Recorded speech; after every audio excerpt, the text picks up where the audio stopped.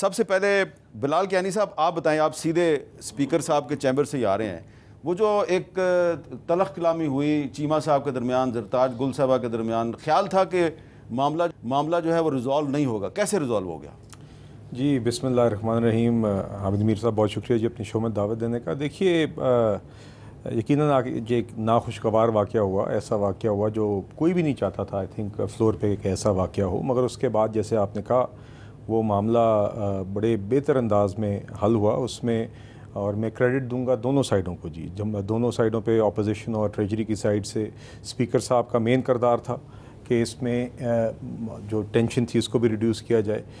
उसमें उन्होंने तारिक बशीर चीमा साहब ने भी बड़ापन दिखाया, उन्होंने माफ़ी मांगी, जरताज गुल साहिबा ने भी अपना एक किया, और दूसरी दोनों जमातों की साइड से भी जो लीडर्स थे दोनों जमातों के, उनने भी किरदार अदा किया, और आखिर में बड़े अच्छे तरीके से स्पीकर के चेंबर में ये मामला तय पाया गया। तो यकीनन उसमें एक जो पूरी प्रोसेस होती है जब इस तरह का एक मामला हो जाए, टेम्परेचर्स को नीचे लाने में सबने अपना किरदार अदा किया, थोड़ा वक्त लगा मगर बेहतर अंदाज से मामला हल हो गया। जी जुनैद अकबर साहब, आप थोड़ा बताएंगे कि आज क्या ये बात दुरुस्त है कि पीपल्स पार्टी और नून लीग के लोग जो हैं उन्होंने जरताज गुल साहबा को सपोर्ट किया?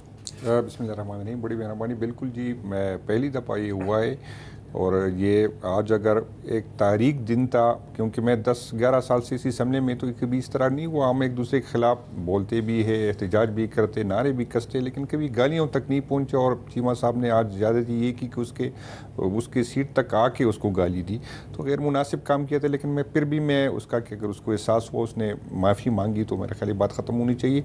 लेकिन मैं पीपल पार्टी और मुस्लिम लीग नून की क़यादत को, MNS को मैं खैर तहसीन पेश करता हूँ कि उसने इसका ख्याल नहीं किया कि वो हमारा इत्तेहादी है। सारे हमारे साथ खड़े रहे और सब ने इसको कंडेम किया। अच्छा, आगा रफीला साहब, क्या वजह थी कि कल तो बड़ी सख्त तकरीर की बिलावल साहब ने कौमी असम्बली में, इमरान खान साहब पर उन्होंने इल्ज़ाम लगा दिया ये किसी के पाँव पड़े हुए हैं, लेकिन आज एक नाखुशगवार वाक़या हुआ तो पीपल्स पार्टी, नून लीग, PTI सब इकट्ठे हो गए अपने ही एक MNA तारिक बशीर चीमा के ख़िलाफ़।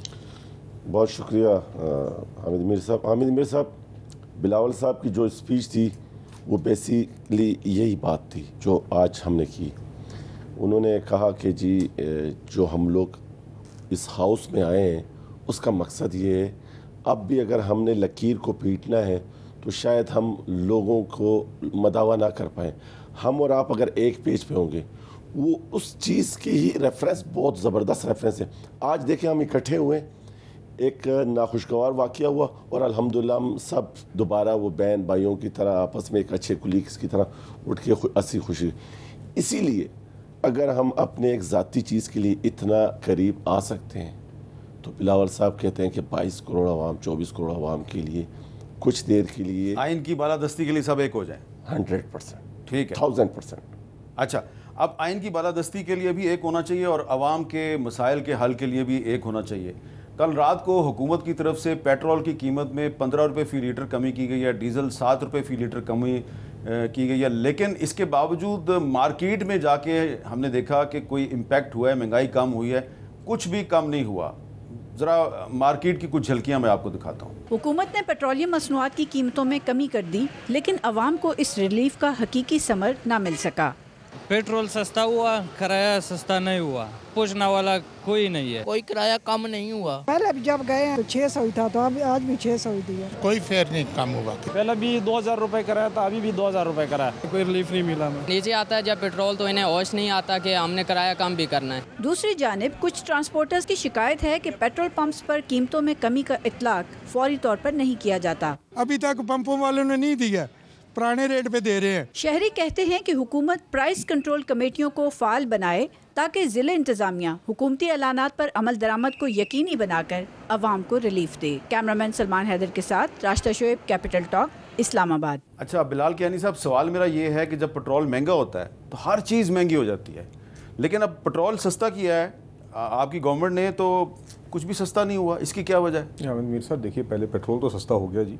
दूसरा, एक भाई फरमा रहे थे यहाँ पे कि कुछ पेट्रोल पंप पे कीमत नहीं चेंज हुई, तो ये तो मेरे लिए बड़ी हैरानगी की बात है, चूँकि ठीक है हमारे निज़ाम में बहुत सारी ख़राबियाँ ज़रूर हैं, मगर मैंने जहाँ तक देखा है पेट्रोल की कीमत तो 12 बजे के बाद फ़ौरन ही नई कीमत का इतलाक आपको हर पेट्रोल पंप पर नज़र आता है। अगर कोई ऐसा स्पेसिफिक पेट्रोल पंप है तो यकीनन उसकी निशानदेही होनी चाहिए और उसके खिलाफ एक्शन होना चाहिए।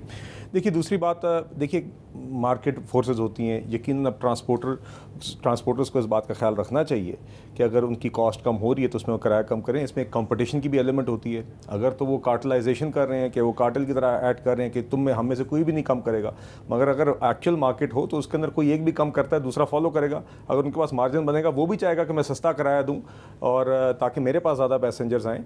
तो देखिए यकीनन इसका मार्केट में देखिए। और दूसरी बात ये कि पेट्रोल की कीमत और इन कीमतों का कभी कभी जो नॉक ऑन इफेक्ट होता है दूसरी अशिया में, उसमें आने में फ़ौरन, अभी कल कीमत कम हुई है तो फ़ौरन नहीं आता है, चंद दिन लगते हैं या कभी कभी हफ्ते भी लगते हैं। दूसरा ये भी है ये चूँकि पेट्रोल की कीमतें हर 15 दिन बाद आती हैं, तो इसलिए मैं ये समझ सकता हूँ कि अगर आप कोई कारोबार किसी भी किस्म का चलाते हैं तो आपने ये भी ख्याल रखना होगा कि क्या 15 दिन बाद कोई कमी या इजाफा तो नहीं होगा।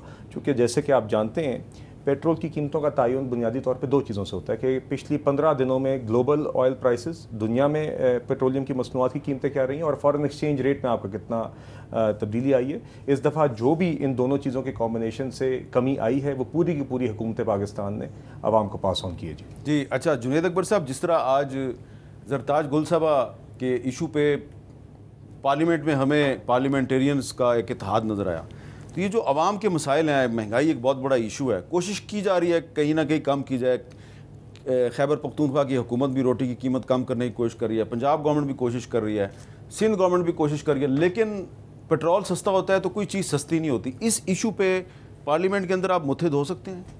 ये बिल्कुल जी, हमें मुत्तहिद होना चाहिए क्योंकि हमारे पास कोई ऑप्शन ही नहीं रहता। लेकिन मसला ये है कि यहाँ पर तो पेट्रोल तो सस्ती हो गई थोड़ी, वो अलग बात है कि जो इंटरनेशनल मार्केट में जो कीमत करी उसकी से तो नहीं, उसी इस हिसाब से तो नहीं हुई।